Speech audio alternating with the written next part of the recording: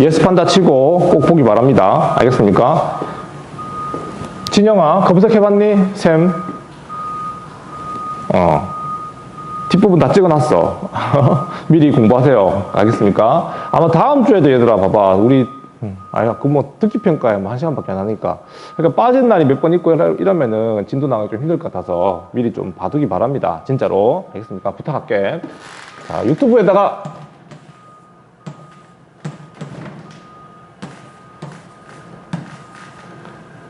김병찬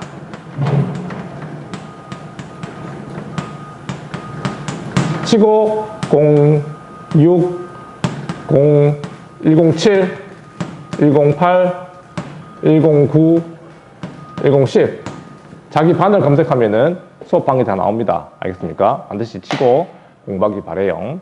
자, 오늘은 98페이지입니다. 98페이지 쳐졌어. 동학 농민운동의 전개과정. 동학 농민 운동 계속해서 같이 보겠습니다. 지난 시간에 동학이 성장하는 과정 이건 같이 봤었어요. 동학의 성장 과정. 딴 거고 동학이 처음에는 뭐 사회 저항적이거나 이런 성격의 어떤 성격의 뭐 운동이 아니었고 교조 신원 운동이라는 거 기억나나? 다 부서지지? 교조 신원 운동이라고 하는 거. 교조 신원 운동이라고 하는 어떤 뭐 자기의 억울함을, 자기 종교의 어떤 억울함을 하소연하는 그런 어떤 운동을 하고 있던 단계에서 얘들아, 이 농민운동 단계로, 농민운동 단계로 넘어가고 있었다는 이야기를 했었습니다. 알겠습니까? 자, 처음에 이 교조신원 운동은 어쨌든 교조했던 최재우의 억울함을 풀어달라, 뭐 이런 운동이었고, 이게 이제 뭐 삼례 집회라든가, 맞죠? 그 다음에 보은 집회라든가, 그 다음에 금구 집회라든가, 이런 어떤 집회를 거치면서 점차 농민운동 단계로 발전해 나갔다는 이야기였었습니다. 썼었어. 맞죠? 시간 여기까지 했었습니다. 기억나나요? 맞죠? 여기까지 했었어요. 그럼 오늘은 이제 얘들이 이제 본격적으로 농민운동 단계로 그러니까 뭐 어떻게 이제 분노가 폭발했는지, 알겠습니까? 분노가 폭발했는지 그 이야기를 한번 해봅니다. 일단은 이 동학농민운동 크게 얘들아 크게 두 부분으로 나눠요. 두 부분으로. 그러니까 1차 농민 동기, 알겠습니까? 결과 잘 체크해둬야 되고, 그 다음에 2차 농민 동기, 이렇게 두 부분으로 동학농민운동을 구분합니다. 그러니까 이게 첫 번째 일어났던 봉기와 두 번째 일어났던 봉기가 약간 좀 성격이 차이가 있긴 한데, 어쨌든 간에 이 농민들이 왜 이렇게 이 당시에 갑자기 사회적 분노를 표출했을까? 그러니까 지난 시간에 이게 그 사회 경제적 구조도 좀 이해해야 된다고 설명했었어요. 이미 1884년 이후에 10년간 흉년도 들고 1889년이 되게 흉년이 컸었습니다. 그런 흉년뿐만 아니라 뭐 일본 상인과 청나라 상인이 와가지고 조선에서 이제 뭐 곡식을 가져가고 뭐 이러면서 뭐 물가가 오른다거나 이런 여러 가지 문제점이 겹치는 가운데서 이제 우리가 이제 폭발하는 거는 이제 결정적 계기가 있죠. 다 그렇지만 이 부정부패 때문입니다. 부정부패. 알겠습니까? 부정부패. 어제도 서울시 선거가 있었지만 나는 왜 오세훈을 뽑았는지 잘 모르겠습니다. 서울 시민들이. 집값이 이제 잡히겠죠? 설마. 집값 잡아달라고 오세훈을 뽑았는지는 모르겠지만 설마 집값을 더 올려달라고 뽑았는지도 모르겠고 나는 이해되지 않지. 어쨌든 뭐 부정부패 문제 때문에 터지는 거게 되겠죠. 뭐 LH 사태 보면 알겠지만 그런 부정부패 터지면 분노하잖아요. 우리 더 높는 서민들, 당신들은 집을 사본 적이 없기 때문에 잘 모르겠지만 쌤은 이제 집을 사보니까 돈이 적게 드는 게 아니라서 분노하는 건 이해합니다. 알겠습니까? LH 사태 같은 거.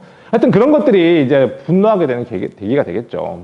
자, 이 배경에는 얘들아, 배경에는 얘들아, 일단은 우리 조선시대, 조선시대에 다 뭐 이 사람 말고도 부정부패 저지른 사람 많았겠지. 그렇다면 이 탐관오리의 대명사 바로 조병갑. 들어봐주세요. 조병갑. 조병갑의 갑질 알겠습니까? 조병갑의 갑질. 조병갑의 횡포. 이런 것들이 이제 농민들이 폭발하게 된 배경인데 이 조병갑은 고부라고 하는 곳의 군수였었어요. 고부. 지금 고부라고 하는 명칭 자체가 없지만 그때는 뭐 고창과 정읍을 합쳐서 고부라 불렀나 봅니다. 어쨌든 그 지역 일대가 사실 굉장히 곡창지대입니다. 쌀이 많이 생산되고 이게 뭐 생산량이 높다 보니까 이쪽에 부임하는 관료들은 한껏 해먹기 좋죠. 알겠습니까? 어쨌든 이 조병갑의 횡포 알다시피 너네 중학교 때 한 번씩 들어봤을 법한 만석보 사건. 만석보 사건이라고 우리 알려져 있는데 근데 이 조병갑이 저질렀던 부정부패가 뭐 이것만은 아니었었어요. 이 만석보는 너네 알다시피 농사 지을 때 가장 필요한 게 물이잖아. 맞죠? 이 물인데 이 물을 갖다가 원래 멀쩡한 보가 있었대. 물을 가다 놓는 저수지 같은 거지. 그걸 갖다가 허물어 버리고 새로 보를 만들면서 뭐 물세를 갖다가 더 올려받고 그다음에 이걸 막 착복하고 그것뿐만 아니라 자기 아버지 공덕비 세운다고 돈 걷고 자기 어머니 돌아가셨는데 뭐 돈 안 된다고 또 횡포 부리고 하여튼 이런 부정부패가 이 횡포가 누적되면서 이 만석보 사건을 계기로 해가지고 터져 나온 거죠. 알다시피 이 당시에 이 전봉준이라는 사람, 전봉준을 중심으로 일어났던 게 바로 이제 고부에서 일어난 고부 농민 분기입니다. 어쨌든 얘들아, 이 고부에서 일어났었던 이 농민 분기가 이제 동학농민운동이 시작인데 어쨌든 전라도에서 처음으로 이렇게 시작이 됐습니다. 알겠습니까? 전라도에서 이렇게 농민들 중심으로 탐관오리의 어떤 횡포 때문에 처음 촉발된 사건이었고 이 조병갑은 이 농민들이 막 이제 관할을 습격해서 들어오고 이러니까 뭐 야반도주합니다. 알겠습니까? 담을 넘어가지고 도망가고 이러던데 결국 이제 뭐 유배도 가고 했어요. 뭐 그러면서 어쨌든 이 고부농민 분기는 어쨌든 탐관오리 조병갑이 물러나면서 어느 정도 이제 스스로 해산합니다. 사실 해산하긴 하는데 문제는 이 스스로 했는데 이제 어쨌든 이 고부에서 이렇게 뭐 사건이 터지니까 이 조사를 해봐야 될 거 아니야. 도대체 뭐가 문제였는지. 이 안핵사라고 하는 게 뭐냐면 안핵사는 교과서에도 적어놨지만 이게 조사관 같은 겁니다. 일종의 거기 뭔 일이 있었지? 이렇게 조사하는 정부 조사관이에요. 얘가 또 문제였어. 얘가 내려와가지고 농민들이 봉기했으면 농민들이 왜 봉기했는지 좀 정확하게 이해하고 뭐 거기 위무하고 했어야 되는데 오히려 농민들을 막 더 처벌하고 이됩니까? 그러니까 농민들은 다시 더 분노하죠. 안핵사였던 이용태의 또 다른 만행. 알겠습니까? 이렇게. 그러니까 왜 백성들이 농사 안 짓고 이렇게 분노하는지는 그러니까 백성들이 뭐 착한 사람들이잖아. 뭐 다 착한지 모르겠지만 알겠습니까? 어쨌든 뭐 정부하고 싸울 일은 없는데 그러니까 자기들 말을 안 들어주고 오히려 더 억울한 일이 생기면 더 분노하게 되잖아요. 이 안핵사가 했던 이 만행 또 그 앞에 있었던 조병갑의 횡포 이런 것들이 전반적으로 겹쳐가지고 더 큰 어떤 봉기로 이어지게 되죠.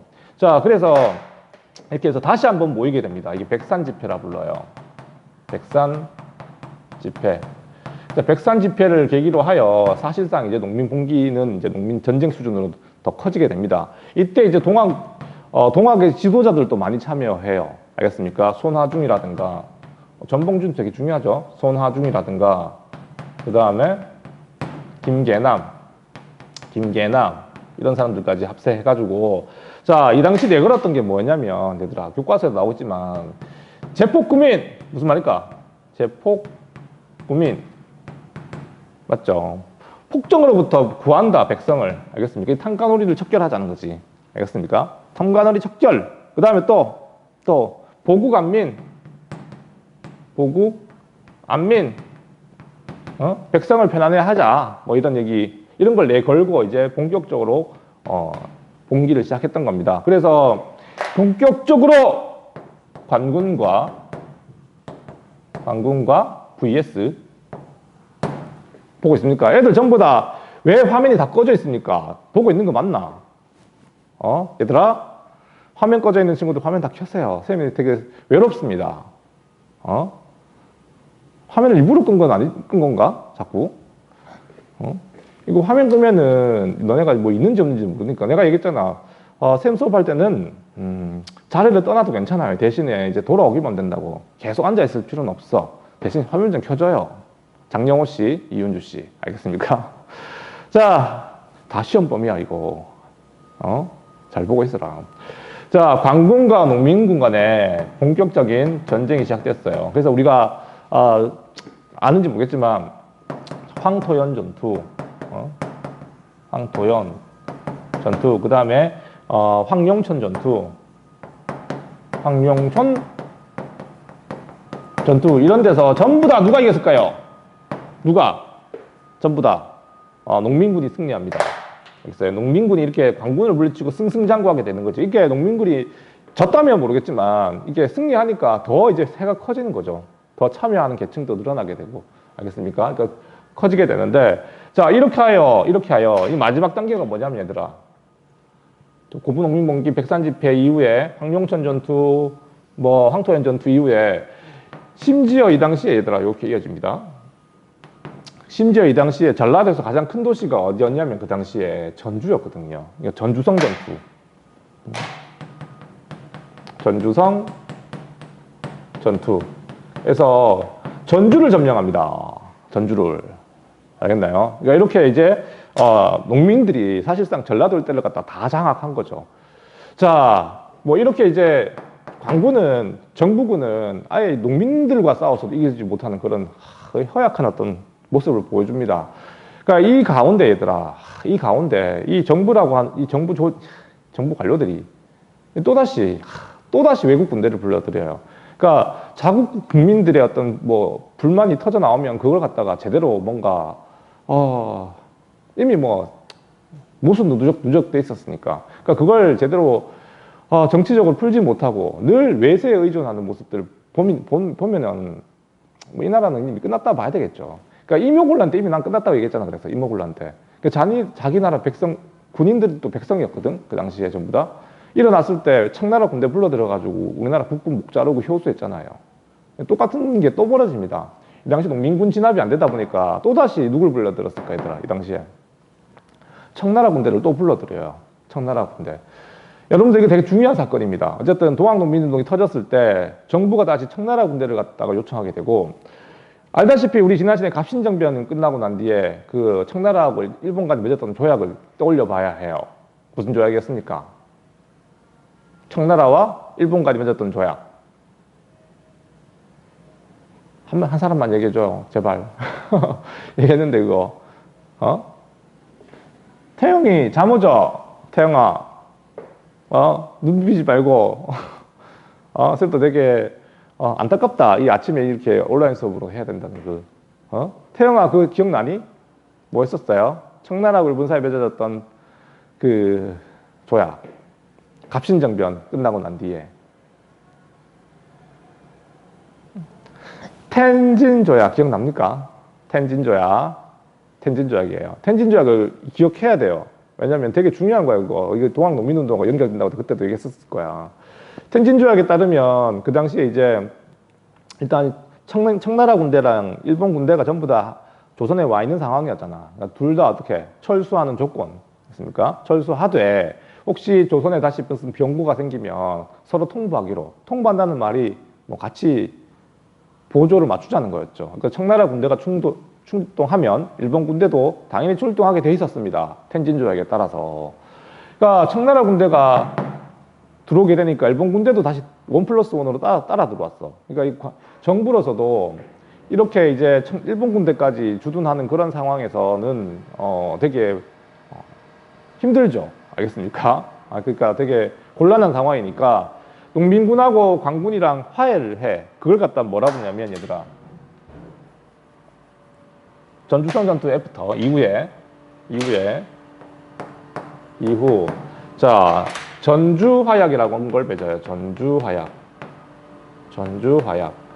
전주 화약은 전주에서 화해하고 약속했다. 그렇게 이해하면 되겠습니다. 누가? 관군과 정부죠. 정부와 농민군 간의 화해. 알겠어요? 그래서 그럼 어떤 걸 약속했냐? 첫 번째, 자, 농민자치를 허락합니다. 그래서 이게 집강소라 불러요. 집강소 설치. 자, 집강소는 일종의 농민자치기구입니다. 농민자치기구. 그러니까 부정부패가 많았던 탄관오리 말고 우리끼리 그냥 이 지역을 갖다가 한번 자치적으로 한번 운영해 볼게 하는 게 집강소예요. 그러니까 집강소는 그냥 뭐 정부를 배제한다는 의미뿐만 아니라 이 당시에 그랬어. 배터리가 있는지 모르겠다. 이 당시에 그 악덕 지주들, 그러니까 소장료 되게 많이 받고, 이해됩니까? 그런 지주들한테도 지주들을 갖다가 벌을 주기도 하고 했던 게 이 집강소였어요. 양반들이 굉장히 반발했겠죠. 그러니까 알겠습니까? 그리고 난 뒤에 또 뭘 요구했냐면 폐정개혁 12개조라고 해서 얘들아, 자, 폐정개혁이 무슨 말일까? 폐정개혁. 잘못된 정치를 바꾸자는 거죠. 자, 그래서 너네 교과서 100페이지 보면 나옵니다. 알겠어요? 교과서 100페이지 보면은 폐정개혁에 대한 어떤 얘기가 나오는데, 크게 보면 얘들아, 이 정치적인 어떤 요구사항, 그 다음에 경제적인 어떤 요구사항, 그 다음에 사회적인 어떤 요구사항 좀 분리해서 여러분들 정리해놨어요. 교과서에 보면은. 알겠습니까? 그러니까 정치적으로 봤을 때는 일단은 탐관오리 척결이죠. 거지 같은 이런 조병각 같은 것도 좀 없애달라고 하는 거죠. 탐관오리 척결에 대한 얘기. 그 다음에 경제는 토지제도 개혁.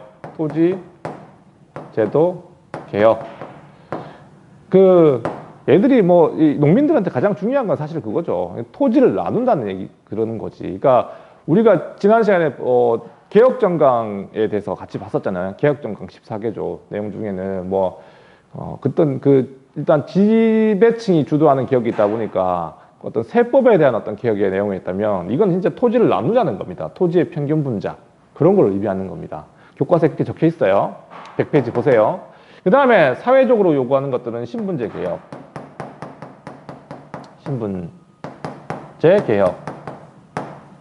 이게 양반들 다 없애버리자 이게 아니라 최소한 이 노비제는 없애달라는 거죠. 노비제 폐지. 알겠습니까? 거기 보면 7반 양천, 7반 천민 7반 천민을 갖다가 좀 없애달라, 이렇게 그런 요구 사항도 나오고 있죠. 그러니까 7반 천민이 조선시대 때 가장 천한 직업 중에 7가지 직업이 있었대요. 무당, 그다음에 뱃사공, 이런 사람들 다 천민 취급 받았거든요. 그래서 기생, 이런 사람들. 그러니까 그런 어떤 천민들을 갖다가 없애달라 하는 내용을 담고 있는 게 이 신분제 개혁에 해당되는 내용입니다. 어쨌든 이런 어떤 폐정개혁안을 갖다가 제시하면서 정부의 어떤 변화를 요구했었죠. 알겠습니까? 어쨌든 이게 바로 전주화약이었고, 알겠습니까? 전주화약의 내용도 잘 파악해두기 바랍니다. 자, 그런데 얘들아, 자, 2차 농민분기로 가볼게요. 2차 농민분기. 자, 2차 농민분기는 이걸 이해해야 돼. 이 동학농민운동이 벌어질 이 당시에는 동시에 뭐가 진행되고 있었냐면 얘들아, 자, 우리는 청나라 군대를 요청했는데 일본군이 1+5로 따라왔습니다. 과거에 갑신정변 때는 이 일본 애들이 청나라의 충돌을 피해가지고 갑신정변 자체가 이제 급진기아파들이 어떤 입지 자체가 이제 몰락해버렸는데, 이때는 얘네들이 이제 스스로 전쟁까지 해요. 알겠습니까? 청일전쟁이 벌어지고 있었다는 사실. 이 동학농민들 중에는 청일전쟁이 벌어지고 있었어요. 막 진행 이제 중입니다. 청일전쟁이 진행될 단계에 똑같이 이제 동학농민들이 벌어진 건데, 그러니까 일본 애들이 이 전주화약을 맺고 난 뒤에 사실상 정부하고 농민 간의 어떤 갈등은 사실 마무리된 거잖아, 맞죠? 그러니까 청나라 군대도 조선에 있을 이유가 없었고, 조선 정부도 떠나라고 합니다. 이제 우리는 청나라 군대가 필요 없으니 물러가시오. 청나라도 이제 물러가려고 그래요. 근데 문제는 이 일본이 떠나질 않으라 그래. 조선에 계속 주둔하려고 그럽니다. 알겠습니까? 그 명분은 왜 조선을 떠나지 않느냐?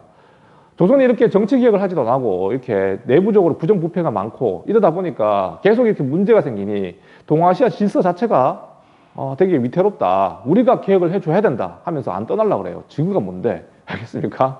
어쨌든 명분은 그거였었어요. 그러니까 그래서 조선 정부로서도 이 일본군을 떠나보내기 위해서는 스스로 개혁을 해야만 했고, 이해됩니까? 해야만 했고, 자, 뭐 교정청도 설치하고 그렇게 진행됩니다. 그건 다음 시간에 설명해 줄게요. 자, 어쨌든 일본은 조선 정부의 어떤 개혁에 적극적으로 참여하고 싶어 합니다. 증거가 뭔데? 실제로 얘들아, 일본 애들이 이 경복궁을 점령해요. 경복궁을 점령해 버립니다. 알겠습니까? 그러니까 이게 이제 2차 농민분기의 시작입니다. 그러니까 일본과 맞서 싸우는 거죠. 알겠습니까? 일본 애들이 떠나질 않고 이렇게 우리의 내정에 간섭하니 이 들고 일어난 게 바로 경복궁 점령을 계기로 하여 다시 2차 분기가 시작된 거예요. 자, 구체적인 내용은 다 할 필요 없고, 자, 이 당시에는 진짜 동학 농민군이 다 모입니다. 알겠어요? 이 동학이 사실은 교조 신원 운동을 벌였던 지도층과 그 다음에 농민운동을 주도했었던 어떤 그 밑바닥의 그 신도들 사이에 조금 갈등이 있었는데, 이때는 뭐 충청도를 중심했던 농산에 있었던 손병이 어떤 세력과 그 다음에 전봉준을 중심으로 하던 농민 세력이 전부 다 합세해가지고 서울로 진격해 올라가요. 알겠습니까? 서울로 진격해 올라간다고. 근데 그 길목이 어디였냐면 공주 근처에 가면 우금치라는 곳이 있어요. 이 안타까운 게 이 우금치에서 이제 드디어 농민군과 누가 싸웠을까? 이때는 얘는 일본군이야, 일본군. 알겠습니까? 일본군. 거기에다가 관군까지 합세하여. 보입니까? 잘렸나요?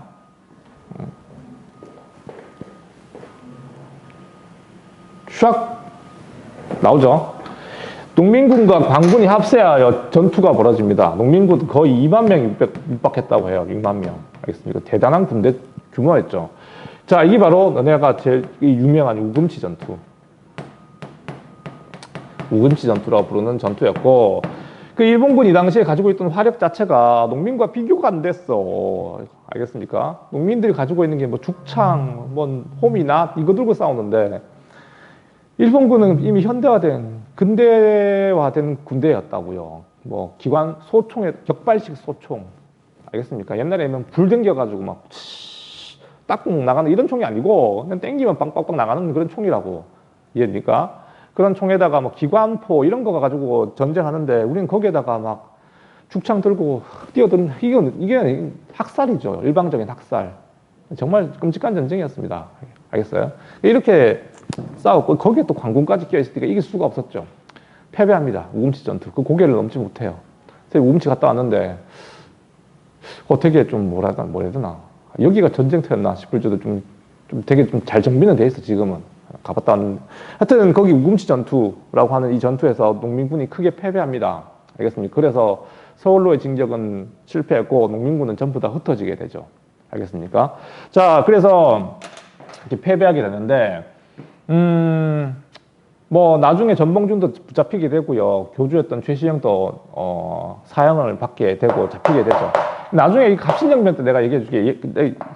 되게 재밌는 사실은 뭐냐면 이 조병갑은 어떻게 됐을까? 한번 끊어야 되는데. 자, 녹화가 끝난 것 같은데요? 아이고, 다행이다.